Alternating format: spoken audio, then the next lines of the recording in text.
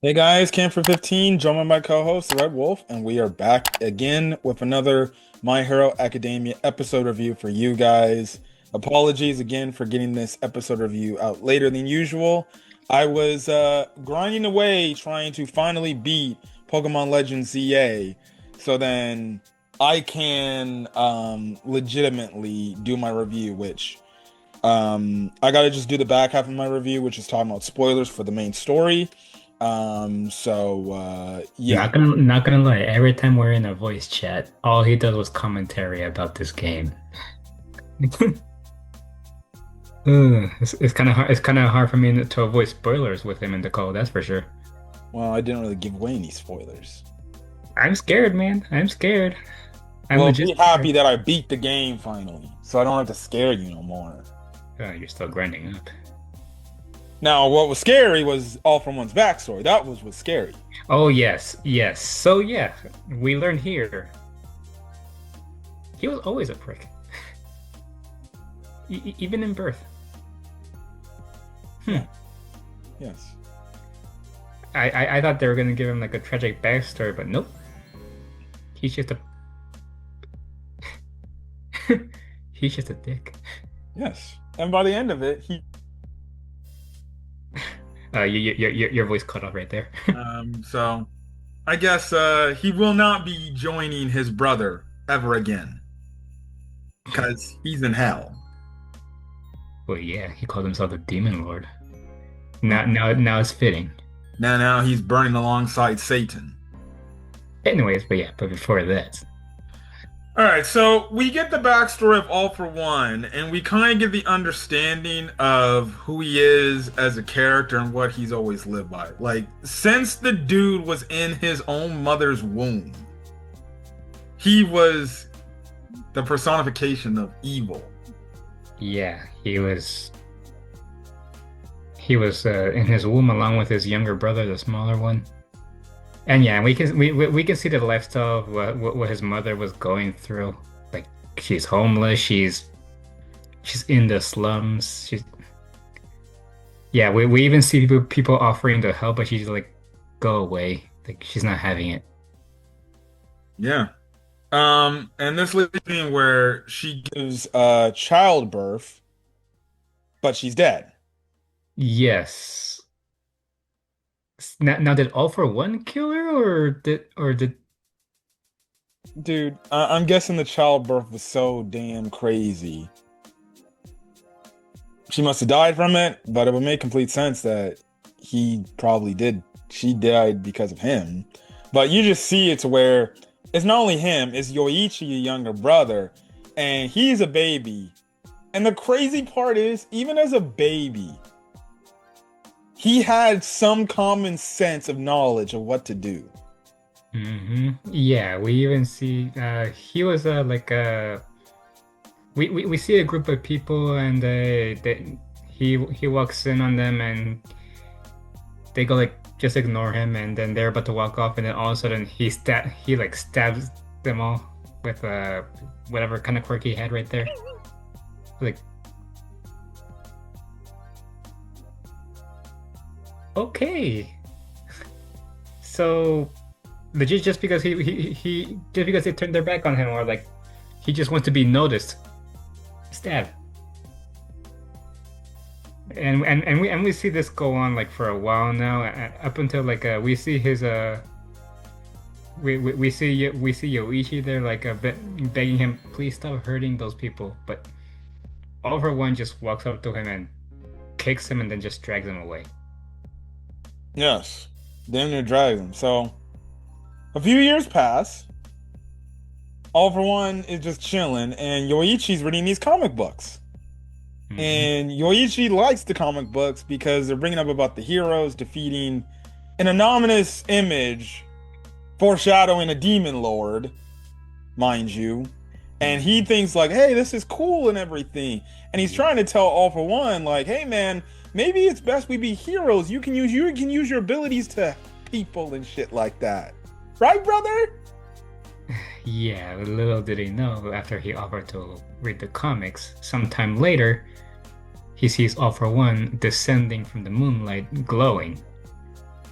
And this is when he, huh, those villains really intrigue me and all that stuff. Yeah. And The man legitimately said, "Oh, the comics. I read the comics about the bad guys." So basically, if he was watching Star Wars, he probably would watch all the way up to episode 5, and that's it.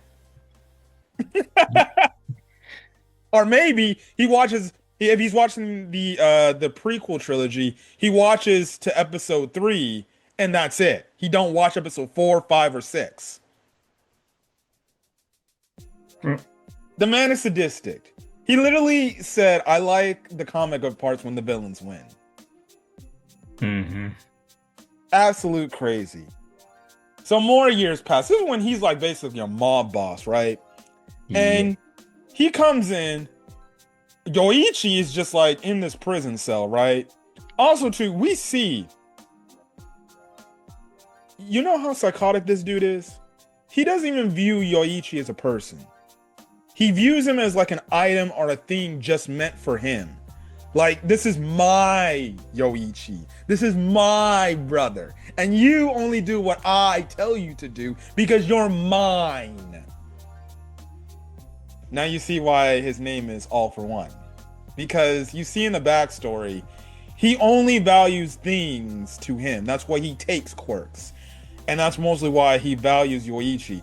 And, I remember reading this in the manga, and I think I said it in the review on the chapter that I reviewed it on. It was like a weird, crazy, obsessive, big brother obsessive type of attachment. He had an attachment to his brother, but in the most unhealthiest and disturbing way. He didn't really value for his brother's life. He didn't really care about what Yoichi had to say. He just said, "Oh, no, no, no, no. We don't do that things around here. You're mine. You do what I say, and that's it. And if you try to run away from me, I'll just come get you." Basically entrapping his brother to make sure he, I guess you can say, just gives up and just and just is like, "All right, brother, dearest, what you say does." Like, I will say, okay, he cares about his brother. I think it's clear. A little bit too much to the point he damn near, which we see later in the episode, he killed his brother. Yeah.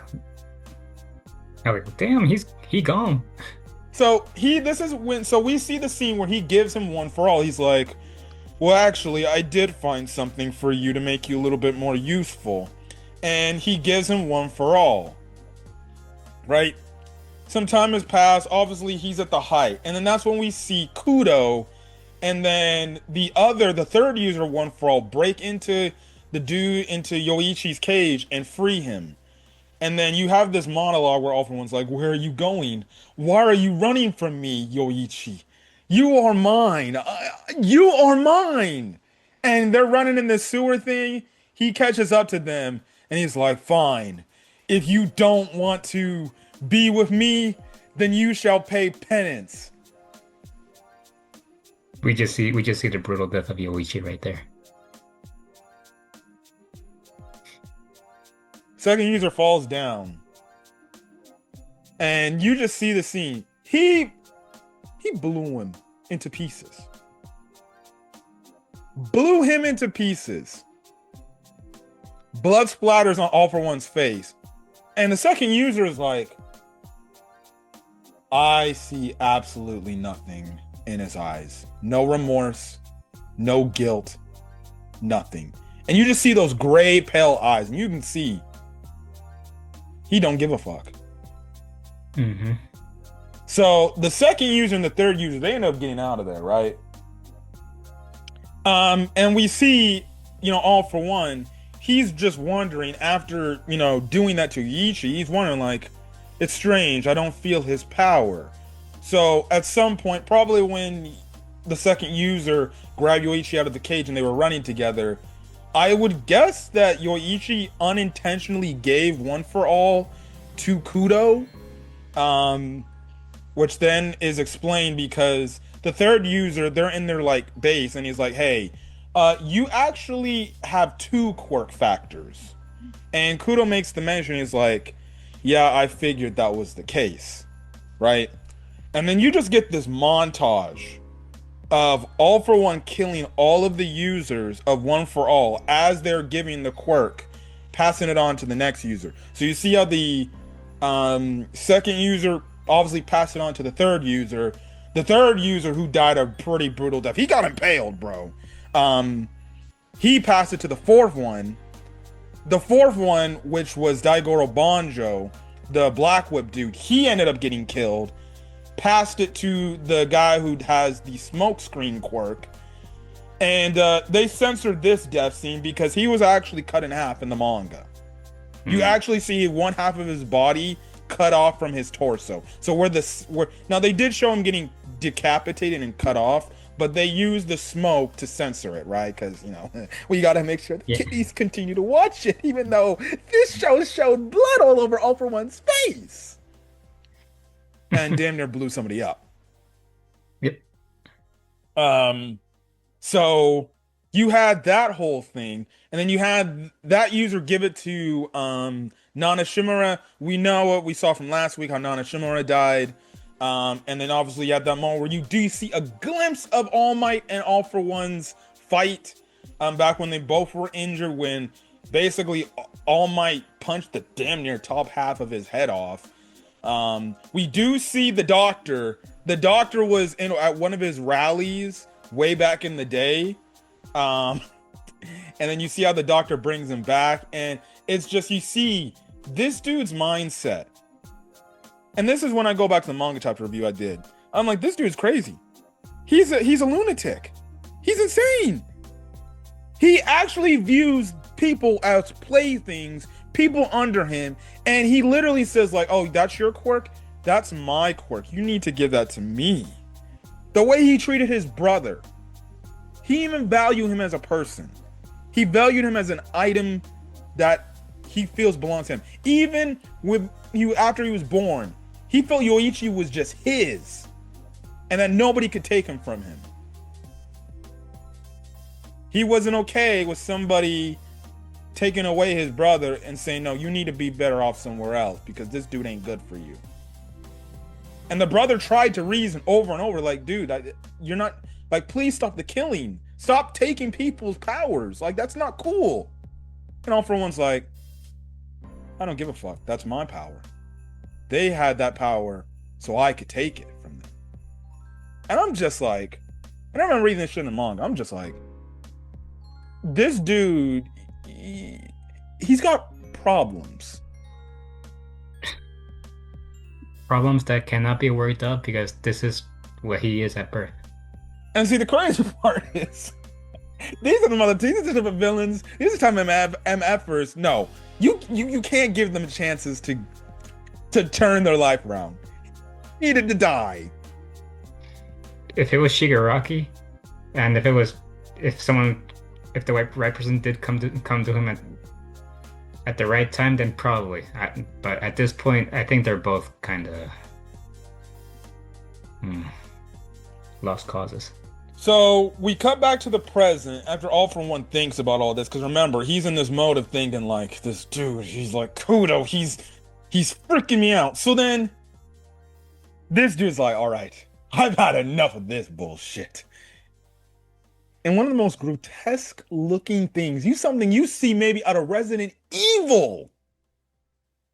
I don't know what the hell that was. I saw this thing in the manga and I'm like, hold on, pause. Am I reading My Hero Academia or My Resident Evil? Because that's what it looked like. You had the faces all over this thing. He expanded his body. And it's like he was forcing all the quirks he had in his body.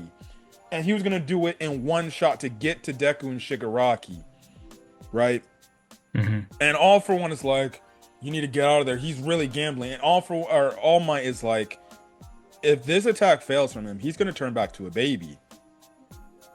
So what happens is, All for One, he's like, I'm coming to kill everybody, right? Because he's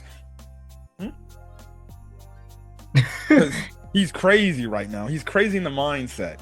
So then all of a sudden, what happens?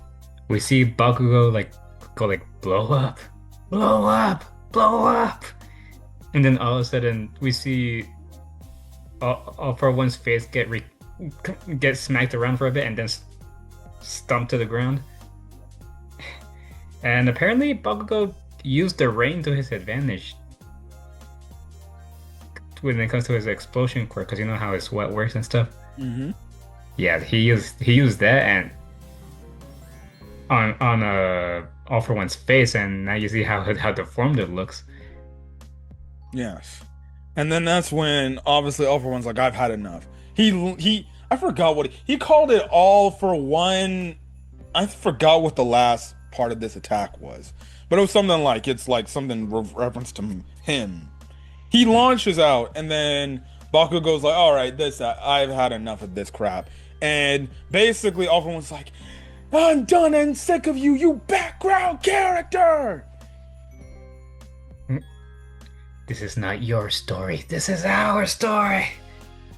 And Bakugo uses Howitzer Impact on All for One, damn near blowing him all up and everything. And he can't take these attacks. And Bakugo, even with the pain and damn near the damn stitch is about to come off, he's like, fuck this. Boom, boom. And he keeps exploding him and blowing him up to the point. That's it. All for One regenerates back to a baby. Yeah, we just see his mentality like, I hate you, I hate you, I hate you. Like Bakugo is like at his last bit of strength right now, but he cannot let him get close to Shigaraki. So he stood firm. All for One is like, I can't believe I hate you, and we just see him deforming further and further to the point he he he reverts into nothing.